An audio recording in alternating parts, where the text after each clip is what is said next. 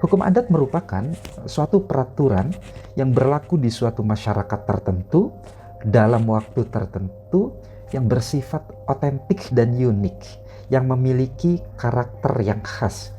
Nah, hukum adat ini bisa berbeda-beda antara satu wilayah dengan wilayah yang lain.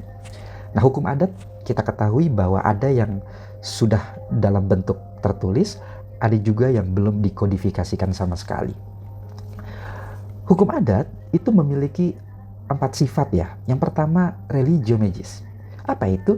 Bahwa hukum yang berlaku di adat tertentu itu dipengaruhi oleh mistisisme, oleh tradisi, oleh nilai-nilai yang diyakini oleh para nenek moyang, yang kemudian nilai-nilai tersebut ditransmisikan, diturunkan kepada generasi setelahnya.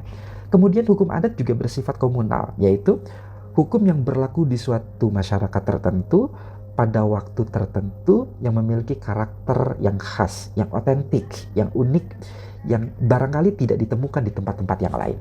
Nah, kemudian hukum adat juga bersifat konkret, artinya sangat faktual ya, bisa diindra, bisa kita rasakan, bisa kita lihat, bisa kita analisa keberlakuannya. Nah, berbicara hukum adat, ini tidak terlepas berbicara korelasi dengan agama. Nah, percakapan antara hukum adat dengan hukum agama ini melahirkan dua tokoh ya. Yang pertama, seorang tokoh yang bernama Van den Berg. Beliau kesarjanaannya dari Belanda. Beliau mencoba menawarkan teori resepsi in complexu, yaitu bahwa hukum adat merupakan resepsi dari hukum agama. Artinya, antara hukum adat dengan hukum agama itu tidak mungkin berbeda, karena hukum adat itu berasal dari hukum agama. Nah, inilah teori resepsi in complexu. Nah, kemudian terhadap teori tersebut lahir antitesis, yaitu kelompok yang bertentangan dengan teori ini, yang dipelopori oleh seorang tokoh kesarjanaan Belanda juga. Beliau bernama Snukkelbloene, yang menawarkan teori resepsi. Apa itu teori resepsi? Yaitu teori yang menyatakan bahwa hukum adat itu berbeda dengan hukum agama, karena hukum adat tidak melulu diambil dari ajaran agama. Bahkan ada hukum adat yang jauh berbeda sama sekali dengan hukum agama. Nah, inilah kedua teori yang berlaku tentang hukum adat. Nah, ketika kita berbicara tentang hukum adat, maka kita akan terbawa ya kepada sub-sub hukum adat. Misalnya ada hukum perkawinan adat, ada hukum waris adat, kemudian ada hukum delik adat, kemudian ada hukum hutang piutang, hukum tanah, dan lain sebagainya.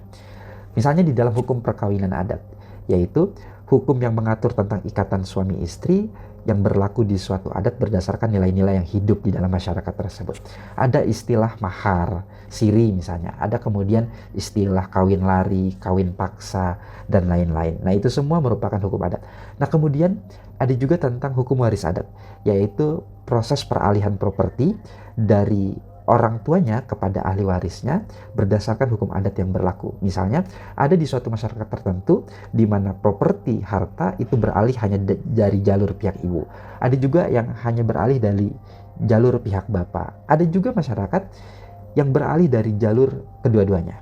Nah, kemudian ada juga delik adat, yaitu hukum atau peraturan yang berlaku di suatu masyarakat tertentu dalam rangka memberikan punishment terhadap perilaku kejahatan atau pelanggaran yang berdasarkan hukum adat yang berlaku di suatu masyarakat tertentu, sehingga mendorong atau memicu lahirnya konsep sanksi sosial terhadap pelaku kejahatan atau pelaku pelanggaran tersebut.